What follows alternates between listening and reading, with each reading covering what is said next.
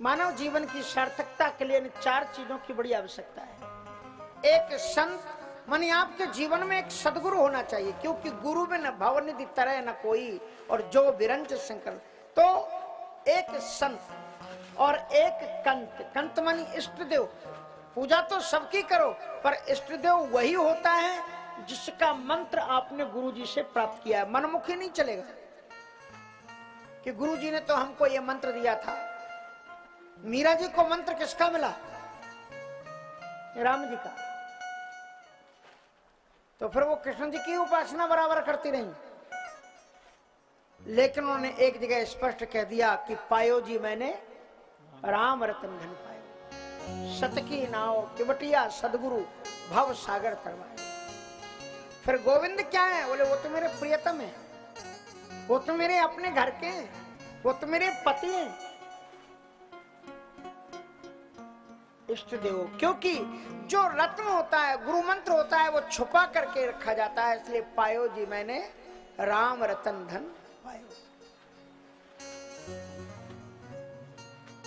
तो एक संत और एक कंत, कंत माने इष्ट देव, और एक पंथ। हमारी इस धरती पर अनेकों संप्रदाय हैं। शंकराचार्य, रामानंदाचार्य, रामानुजाचार्य, वल्लभाचार्य, चैतन्य महाप्रभु जी, एक से एक विशिष्टतम सदाचार्यों ने वेदांत मत को स्थापित करके परमात्मा के पास जाने के अलग अलग रास्ते बताए। उनमें से कोई एक रास्ता चुनो। 2 नौकाओं में पांव रख करके आप नहीं चल सकते। आप सोचो कि हम नदी को पार करने के लिए 2 नौकाओं में पांव रख करके चले, it is too difficult for your life.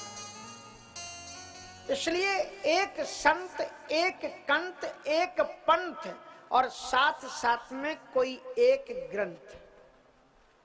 एक ग्रंथ का मतलब ग्रंथ तो बहुत हैं, कोई एक ग्रंथ को अपना प्राणधन जीवन बना लो, जिसके बिना तुम रह ना सको। इतना प्यार तुम्हारा उस ग्रंथ से हो जाए, गीता से हो जाए, रामायण से हो जाए, भागवत जी से हो जाए, शिव कोई भी ग्रंथ से हो जाए। दूसरे धर्मों के पास में एक संत, एक ग्रंथ, एक पंथ, एक कंथ, लेकिन हिंदू धर्मावलंबी लोग इस संदर्भ में इतने धनी हैं, इतने रिच हैं, इतने सौभाग्यशाली हैं। हमारे पास में 4 वेद, 4 उपवेद, 6 शास्त्र, 18 पुराण, 18 उपपुराण, ब्राह्मण शतपथ, और रामायण कितनी है? तुलसीदास जी ने लिखा रामायण 7 कोटि। लेकिन बाबा जी यहीं पर नहीं रुके, आगे लिख दिया अपारा। हाँ, एक जगह पर एक गांव में बैठे हुए थे। बचपन में हम जिन विप्र बालकों के साथ में अध्ययन करते थे, तो जब छुट्टी का टाइम आए तो वो विप्र बालक जो हमारे मित्र थे वो पकड़ लेते थे, कमलदास जी इस बार आपको हमारे गांव चलना है। तो किसी के घर गए। अब वहां जाकर के गांव में कथा होती थी। तो गांव में कैसे कथा होती थी? एक पेड़ के नीचे चबूतरा और उसी पर एक कंबल बिछा दिया। माई का एक तो होता नहीं था, एक लैंटर्न जला करके रख दी, कथा शुरू हो गई। गांव के 250 लोग अपने बैठ गए, कथा खूब किया। उस कथा से बड़ा ज्ञान हुआ, क्योंकि कथा को आप श्रद्धा से करो तो कथा खुद आपके अंतःकरण में आके बैठती है। सुई जाने जिह देह हो जनाई। जब गोविंद कृपा करते हैं तो कथा खुद अवतरित होती है। नहीं तो फिर कभी कभी ऐसा होता है कि एक हमारे शिष्य थे, श्रीमद् भागवत कथा पढ़ने के लिए श्रीमद् वृंदावन धाम गए, और वृंदावन धाम हम वाराणसी में थे, लौट करके आए। तो हमने कहा क्या हुआ, कहाँ चले गए? बोले महाराज जी हम तो भागवत कथा सीखने के लिए चले गए थे। हमने कहा बड़ा अच्छा हुआ, सीखा है? बोले हाँ महाराज जी सीख लिए। अब तक लगभग जो है 70-80 कथाएं हो चुकी हैं। तो वैसे पूछना तो नहीं चाहिए, तो हमने एक प्रश्न पूछ दिया। हमने कहा कि आप 70-80 कथाएं कर चुके? बोले हाँ। हाँ महाराज जी आराम से हो गए। हमने कहा अब तो अच्छा अभ्यास हो गया होगा? बोले अब तो महाराज जी बिल्कुल दिक्कत नहीं, अब तो हम पुस्तक भी नहीं देखते। उनका बहुत अच्छी बात।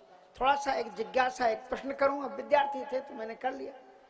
कहा जी जी महाराज जी बोलिए। तो मैंने कहा ये बताइए, कुवलया पीड़ा हाथी पहले मारा गया कि पहले धनुष टूटा? कुवलया पीड़ा हाथी पहले मारा गया कि धनुष टूटा, तो उनके साथ में एक और खड़े हुए थे, वो भी हमारे आश्रम में ही पड़े हुए थे। बोले महाराज जी धनुष तो राम जी ने तोड़ा था ना, कृष्ण जी ने भी धनुष तोड़ा क्या? उनका ये भी समस्या है। करेण वामेन श्लील मुद्रितम सज्जम चक्रता निमषेण पश्चिताम। तो वो तो बड़े गजब की बात थी। फिर मैंने कहा क्या हुआ? बोले महाराज जी पहले कुवलया पीड़ा हाथी मारा गया, उसके बाद में फिर धनुष टूटा। हमने कहा ये तुम पढ़ के बोल रहे हो या अंदाज से? बोले नहीं महाराज जी कुवलया पीड़ा हाथी तो दरवाजे पर ही खड़ा था, इसलिए दरवाजे पर मिला तो पहले कुवलया पीड़ा हाथी को मारा गया होगा, उसके बाद तो अंदर घुस करके धनुष को तोड़े होंगे। हमने कहा देखो इसलिए यह गुण साधन ते नहीं हुई। ये ग्रंथों को आप साधना से वश श्रद्धा से इनको प्रणाम करो। और एक बात आपको ध्यान रखना चाहिए, हिंदू धर्म में थोड़ी सी ये जो चीजें हैं अपने को ध्यान रखना चाहिए। अपन ग्रंथ का सम्मान करना नहीं जानते। ग्रंथ का सम्मान करना सीखना है तो सिखों से सीखो, मुस्लिम धर्म बंधुओं से सीखो। कभी भी वो अपने ग्रंथ को, रामायण को, भागवत को, वेद को, चालीसा को ऐसे नहीं रखेंगे। हम लोग अपने पांव के पास में रख लेते हैं जमीन में, इसलिए क्योंकि इनसे बढ़कर के कोई दूसरा ग्रंथ है ही नहीं। ये हमारे साथ तेनेयम वाङ्मयीं मूर्तिम प्रत्यक्षं वर्तते हरे। एक गांव में गए, रामायण जी का पाठ चल रहा था, सब रामायण नीचे रखे, लोग खिसक रहे हैं, निकल रहे हैं। इसलिए सबसे पहले हम इन ग्रंथों का आदर करना सीखें। कभी भी हनुमान चालीसा, रामचरितमानस, श्रीमद् भागवत में कोई भी ग्रंथ हो उसको जमीन पर ना रखें, सम्मान करें। कुछ ना कुछ वस्त्र हो, अंग वस्त्र हो, कुछ ना कुछ रखा हो, उसके ऊपर में स्थापित करें श्रद्धा पूर्वक, क्योंकि ये साक्षात भगवान के स्वरूप है। तो दूसरे लोगों के पास में एक ग्रंथ, एक कंठ पंथ और संत, लेकिन हमारे पास में 4 वेद, 4 उपवेद, 6 शास्त्र, 18 पुराण, 18 उपपुराण, ब्राह्मण शतपथ ग्रंथ, न जाने कितनी रामायण है, रामायण शतकोटि अपारा। हमारे जीवन की आयु के दिन कम पड़ सकते हैं, सांसें कम पड़ सकती हैं। अगर हिंदू धर्म में जन्म लेने वाला व्यक्ति अगर प्रत्येक सांस पर एक देवता बदलना चाहे तो हमारे यहाँ इतने देवता हैं कि हर एक सांस पर, हर एक घड़ी पर आप देवता को बदल सकते हो, हर मंत्र बदल सकते हो, उपासना कर सकते हो। आपकी सांसें कम पड़ जाएंगी। और हमारे यहाँ सदग्रंथ इतने हैं कि सदग्रंथ आपके लिए कम नहीं पड़ेंगे, देवता आपके लिए कम नहीं पड़ेंगे, उपासना पद्धतियां हमारे यहाँ इतनी